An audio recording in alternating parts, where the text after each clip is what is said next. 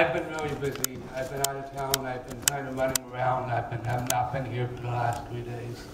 I celebrated my 35th birthday on April 5th. April 1st, baby. Thank you very much.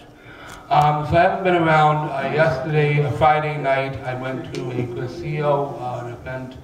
The first time I've gone in about 4 months. I went to a Station of the Cross and supper over in Troy, New York at St. Augustine Parish. Beautiful church out there.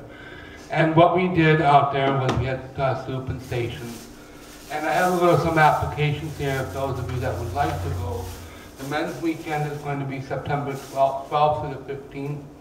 And women's weekend is going to be October 3rd through the 6th. It is an application. I only have 2 of them, but you're more than welcome to take them. And you can look at it and actually go through it. And it's amazing. So it's an amazing journey to take on with Christ. So it's really amazing, really appreciative. I did that with John and Ann Avery Jones. So, and it's awesome. But I do have a little thing here. I want to read one chapter of the In Other Words by Brian Farley. It is a Christian book, so it is a Christian open mic. Called Bumper Cars and Antenna. Ever gone to a carnival with the kids or grandkids? Fun times for all if the prices are not too steep. Like to go on a majority of the rides, but not so much on the roller coaster, too much on the stomach. One of my favorite rides happens to be the bumper cars. Bumper cars excite my daughter and I, for we can be crazy and smash each other silly without fear or harm. As I have ridden the bumper cars over the years, I have always been fascinated by the antenna located on the back of the car. How many of you have done bumper cars lately? Oh, they all have, right? The antenna connects to the car itself and then extends up toward the roof of the enclosure. The antenna is made of some kind of metal and is somewhat flexible. The antenna must be in constant contact with the roof for the car to operate correctly. If the antenna fails to make contact with the roof, all power to the car is lost and movement becomes impossible. The principle of the bumper car can mirror our relationship with Jesus Christ.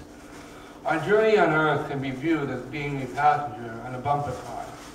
We travel over the path of our lives hoping for the best on the ride, and sometimes encountering the worst when the bumps become harsh and hurtful.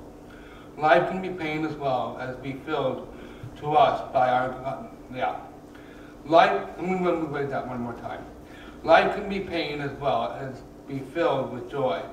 To ease our burden, we each have the antenna as given to us by our God, and that when he said, the man who is true to my word shall never see death.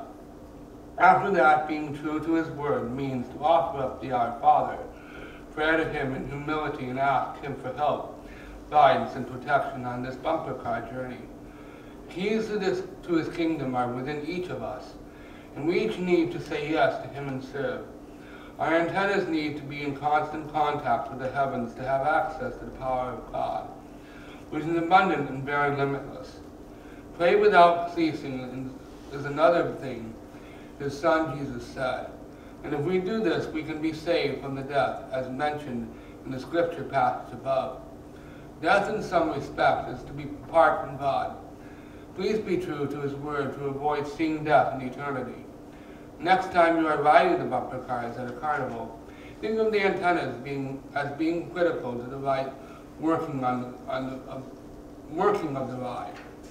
Now last month, my sister just had a baby boy, so I became an uncle once again, fourth child. So thank you very much. And also another thing happened too. My grandma was out of the hospital after 5 days, so it's been kind of crazy. So I've been thankful for all your prayers that it happened. Would you take a 10-second break, Chris? I think I figured out what the problem is. Back to you.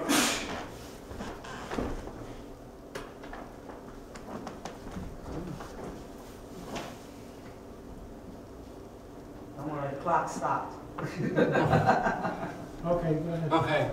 And the other thing is that when my grandma was out of the hospital for 5 days, I was very worried about her because she was in and out.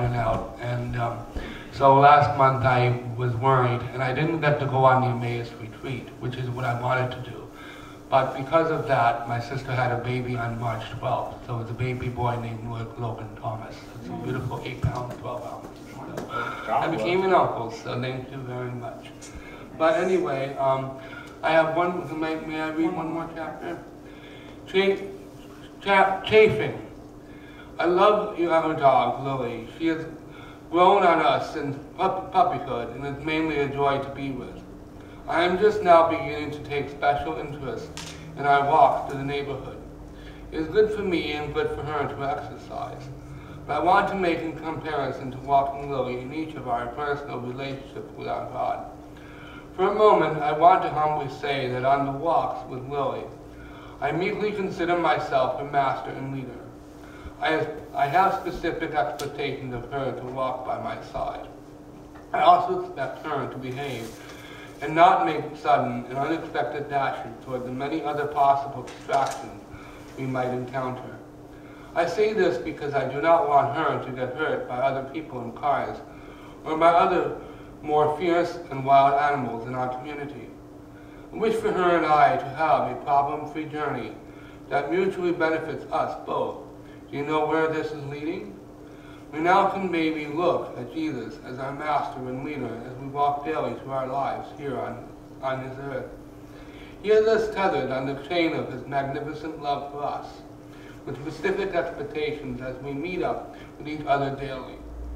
We should think of the 10 Commandments as binding way of behavior toward one another that the Master wants us to make manifest in our actions. Try not to make sudden and unexpected dashes toward the sin of this world. Try not to be captured by the shimmer of sinful ways. We do not shave at the chain Jesus places on our heart, for he has only the mildest and best intentions for all of his children.